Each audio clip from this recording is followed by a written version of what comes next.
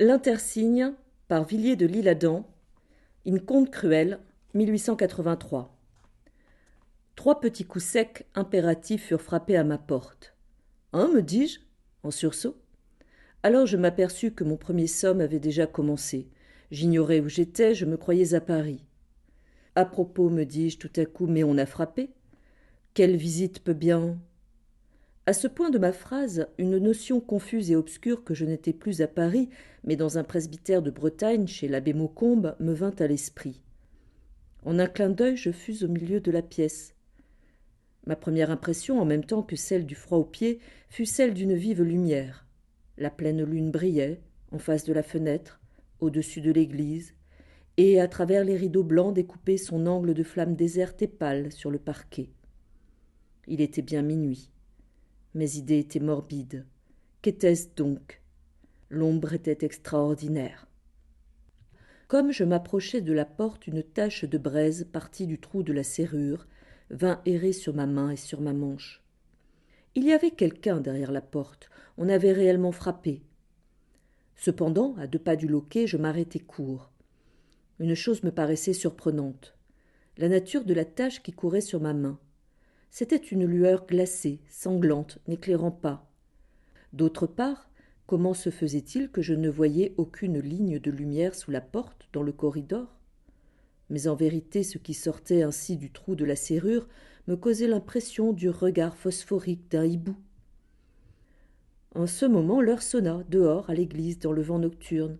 « Qui est là ?» demandai-je à voix basse. La lueur s'éteignit. J'allais m'approcher. Mais la porte s'ouvrit largement, lentement, silencieusement. En face de moi, dans le corridor, se tenait debout une forme haute et noire. Un prêtre, le tricorne sur la tête. La lune l'éclairait tout entier à l'exception de la figure. Je ne voyais que le feu de ses 2 prunelles qui me considéraient avec une solennelle fixité. Le souffle de l'autre monde enveloppait ce visiteur. Son attitude m'oppressait l'âme. Paralysé par une frayeur qui s'enfla instantanément jusqu'au paroxysme, je contemplai le désolant personnage en silence. Tout à coup, le prêtre éleva le bras, avec lenteur, vers moi. Il me présentait une chose lourde et vague. C'était un manteau, un grand manteau noir, un manteau de voyage. Il me le tendait, comme pour me l'offrir. Je fermai les yeux pour ne pas voir cela. Oh, je ne voulais pas voir cela. Mais un oiseau de nuit, avec un cri affreux, passa entre nous, et le vent de ses ailes m'effleurant les paupières me les fit rouvrir. Je sentis qu'il voletait par la chambre. Alors, et avec un râle d'angoisse, car les forces me trahissaient pour crier, je repoussai la porte de mes 2 mains crispées et étendues, et je donnai un violent tour de clé, frénétique, et les cheveux dressés. Chose singulière, il me sembla que tout cela ne faisait aucun bruit. C'était plus que l'organisme n'en pouvait supporter. Je m'éveillai. J'étais assis sur mon séant dans mon lit, les bras tendus devant moi. J'étais glacé, le front trempé de sueur, mon cœur frappé contre les parois de ma poitrine de gros coups sombres. Ah, me dis-je, le songe horrible. Je rallumai la bougie.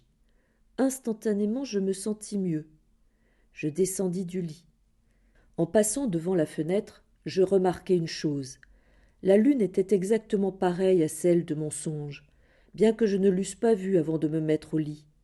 Et, en allant la bougie à la main, examiner la serrure de la porte, je constatai qu'un tour de clé avait été donné en dedans, ce que je n'avais point fait avant mon sommeil.